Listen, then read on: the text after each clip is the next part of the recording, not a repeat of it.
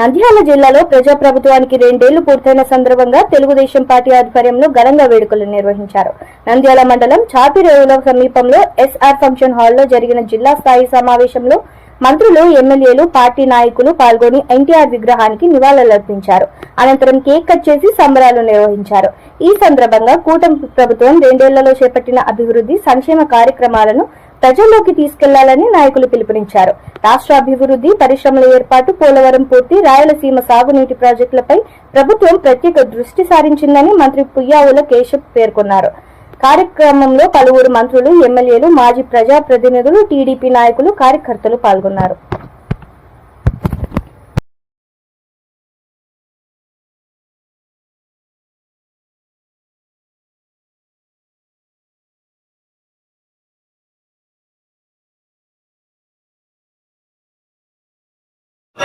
మన ప్రభుత్వం వచ్చి 2 సంవత్సరాలు కావచ్చింది కాబట్టి మనమందరం కూడా సంతోషంగా 2 ఏళ్ళు మంచి ప్రభుత్వాన్ని ఏర్పాటు చేసుకుని ఈరోజు అభివృద్ధి సంక్షేమం జరుగుతుంది కాబట్టి ఈరోజు మనము ఈ జిల్లా విశిష్ట సమావేశంలో కేకులు కట్ చేస్తున్నాం.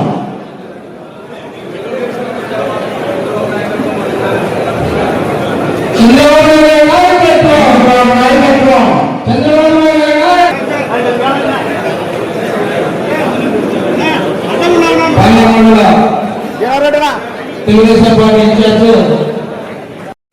ఒకవైపు అభివృద్ధి, మరోవైపు సంక్షేమంతో దూసుకెళ్తా ఉంది మన రాష్ట్రం. అంతేకాకుండా ఏదైతే హామీలు ఇచ్చామో ఆ పథకాలన్నింటినీ అమలు చేసిన ఘనత కూడా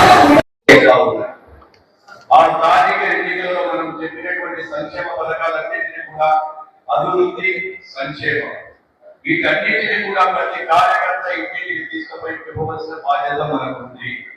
మనం ఎప్పుడైతే ప్రతి ఇంటికి చెప్పినప్పుడు ప్రజలు కూడా ఈ రోజు మళ్ళీ తెలుగుదేశం పార్టీ అయితేనే గ్రామాలలో అభివృద్ధి చెందుతున్నటువంటి ఆలోచనలో ఉన్నప్పుడు వీటన్నిటిని నిర్ణయం తీసుకోవాలని తెలియజేస్తూ ఈ యొక్క అవకాశం కల్పించినటువంటి మీకు అందరికీ ప్రతి ఒక్కరికి కూడా హృదయపూర్వక నమస్కారాలు తెలియజేస్తూ రాజకీయంలో సిద్ధపడిన నాతో పాటు కలిసి పనిచేసేటువంటి వ్యక్తి, వాళ్ళకి చదువుకునేవాడు, మనకు జిల్లా ఇన్ఛార్జ్ మంత్రిగా రావడం నాకు సంతోషం. వారికి ముఖ్యమంత్రి గారు అప్పచెప్పలేదు.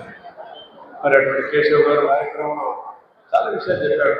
ఆయన ఆరోగ్యం విషయంలో లేకపోతే ఈ రోడ్డు రావడం, మరి clean and green, neat, excellent, simple మన పార్టీ అధ్యక్షులు గౌరవనీయులు వెంకటరెడ్డి గారు.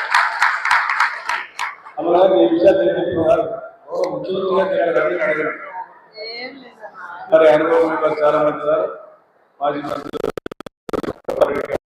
ఈ రెండింటికి సమానమైన బలం ఉంది రాజకీయంలో. 100 కోట్లు అభివృద్ధి చేసినోడు ఒక పక్క, ప్రతిరోజు ప్రతి ఒక్కరిని పలకరించిన వాడిని ఒక పక్క నిలబడితే ఇద్దరికి సమానం ఓట్లు వస్తాయి. ఇంకా వీళ్ళైతే పలకరించిన వాడిని 1-2 ఎక్కువ ఓట్లు వస్తాయి. అభివృద్ధి అనేటువంటిది చంద్రబాబు నాయుడు గారు తర్వాత లోకేష్, తర్వాత టీము, ఎమ్మెల్యేలు నిరంతరం పనిచేస్తూనే ఉంటారు. గ్రామాల్లో మీరు చేయాల్సిందేది మన కోసం అంగీకరించుకునేవాడెవడు, వానికి న్యాయం జరిగిందా లేదా అనేటువంటిది మాత్రం మీరు చూసుకొని వచ్చి అన్నా వాడిని మర్చిపోయాము, వానికి న్యాయం చేయాలని చెప్పాలి. మీ ఎమ్మెల్యే గారికి కానీ మంత్రులకు కానీ అందరికీ ప్రేమ ఉంది. ఈరోజు నేను చెప్తా ఉన్నా, తెలుగుదేశం పార్టీ ఈరోజు వేదిక మీద ఉన్నారు. కానీ పని ఒత్తిడిలో ఎక్కడైనా తప్పులో పొరపాటు జరిగితే దాన్ని గుర్తు చేయాల్సిన బాధ్యత మండల గ్రామ స్థాయి నాయకులు అనేటువంటిది ఈరోజు నేను చెప్తా ఉన్నా. రాజకీయంలోకి వచ్చేటప్పటికి కొత్త వాళ్ళు అధికారంలోకి వస్తేనే ముందు వచ్చి నిలబడతా ఉంటారు. వాళ్ళు అంగీలు నలిగిండవు కాబట్టి బిర్యానీ కనపడతారు కళ్ళకు కూడా. కానీ అంగీలు నలిగిండేవాడు, అంగీలు చిరిగిండేవాడు ముందు వాళ్ళకి న్యాయం చేయాల్సిన బాధ్యత, ధర్మం మాది. అట్లయితేనే రాజకీయంలో 30 ఏళ్ళు 40 ఏళ్ళు నడుస్తాది అనేటువంటి సందర్భంగా చెప్తా ఉన్నా. ఇదేదో వేదిక మీద స్పీచ్లు ఇచ్చే చెప్తా ఉండేది కాదు.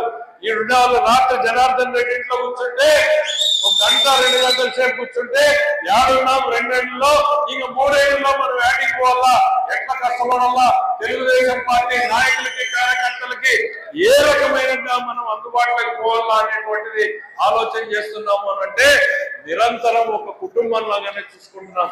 మీరు పడిన కష్టాలు ఎవరు మర్చిపోలేదు. మేము ఈరోజు నేను పదే చెప్తున్నా, ఒకవేళ మేము ఈడున్నాము అంటే నా గురవకొండలో మా వాళ్ళు అంగీకరించుకుంటే ఈ రోజు నేను ఈడున్నాను.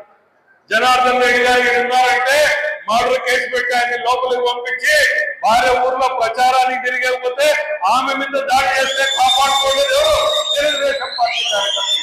ఈ ప్రతి నాయకుడు వెనకాల కూడా నిలబడింది కలబడింది తెలుగుదేశం పార్టీ నాయకులు కార్యకర్తలు అనేటువంటిది ఎప్పుడు కూడా గుర్తుంటుంది మాకి.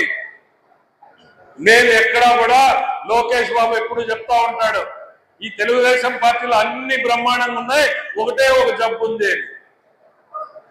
ఏందా జబ్బు? అలక. దయచేసి అలగొద్దండి.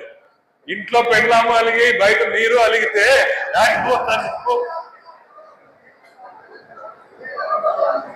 కాబట్టి అలగొద్దండి, కొట్లాడండి, రూమ్ లోకి వచ్చి కొట్లాడండి, సంతోషం. మీరు అలిగితే మీరు బాధపడతారు, మీరు అలిగినారని మేము బాధపడతాం. సీరియస్ గా రాజకీయాలు చేయాలనుకునే వాళ్ళు ఎవరన్నా సరే అలిగినాడు కార్యకర్త అంటే ఎక్స్పెక్టర్ రే వాడిని ఎందుకు చూడండి రా, వాడు ఎందుకు అలిగినాడు అని రెండు మాట్లాడించి వాడిని ఎందుకు సర్ది చెప్పి తీసుకురాని అంటాడు. రాజకీయాల్లో 1 టైం వండర్, ఒకసారి రాజకీయం చేస్తామని వాళ్ళు పెంచలేదు. నిజంగా రాజకీయాల్లో ఉండాలనుకునే వాడైతే రే ముందు వాళ్ళ సంగతి చూసి పట్టుకురాట్రా ఏం కావాలో అని కేటాం. కాబట్టి మీరు కూడా అలగొద్దండి. ఎవడన్నా అలిగితే సరి చేయండి, సరి చేయకపోతే సరి చేసుకునే దగ్గరకు తీసుకురండి. ఇది కుటుంబ సమస్య. గ్రూప్ రాజకీయాలు వద్దు. గ్రూపులతో రాజకీయంగా ఎదగలేరు ఎవరైనా సరే, ఎంత నాయకుడైనా సరే చెప్తున్నా, ఎమ్మెల్యే అయినా కూడా చెప్తున్నాను, గ్రూపులతో రాజకీయాల్లో ఎదగలేరు. షార్ట్ కట్ పతనానికి దగ్గరగా ఏంటంటే గ్రూపులు కట్టేదే. గ్రూపులు కట్టారంటే పతనానికి దగ్గర దారే. 40 ఏళ్ల రాజకీయం చూసినా నేను రాష్ట్రంలో. గ్రూపులు కట్టిన వాళ్ళు ఆటిపోయినారు. ఒక్కటే ఒక గ్రూప్ ఉండాలా, చంద్రబాబు నాయుడు గ్రూప్ ఉండాలా, నాకు కూడా ఒక గ్రూప్ ఉండాలా. ఏముండాలా అంటే నమ్ముకునే వాడు ఎవడు అనేటువంటి తిరిగి చూసే గ్రూప్ ఉండాలి. నమ్ముకునే వాడిని పని చేయాలి, నిలబడాలి.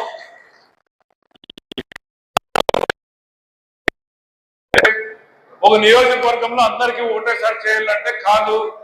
నాకన్నా కష్టపడడానికి వచ్చిందా లేదా, సరే ఇవాళ కాకపోతే రేపు ఉంటుంది, సర్దుకునే మనస్తత్వం మనకు ఉండాలా.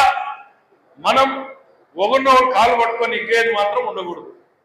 అది చేసినామంటే ఈరోజు వాడిపోతాడు, రేపు మనం పోతాం. గ్యారంటీ ఇది, దాంట్లో ఏం అనుమానం లేదు. అందులో రాయలసీమ రాజకీయాల్లో మనం మరింత జాగ్రత్తగా ఉండాలా. వాళ్ళ చెప్తానే ఉండాలా. దయచేసి మన కుటుంబంలో ఏమైనా ఉంటే మనం సర్దుకొని పనిచేయాలి.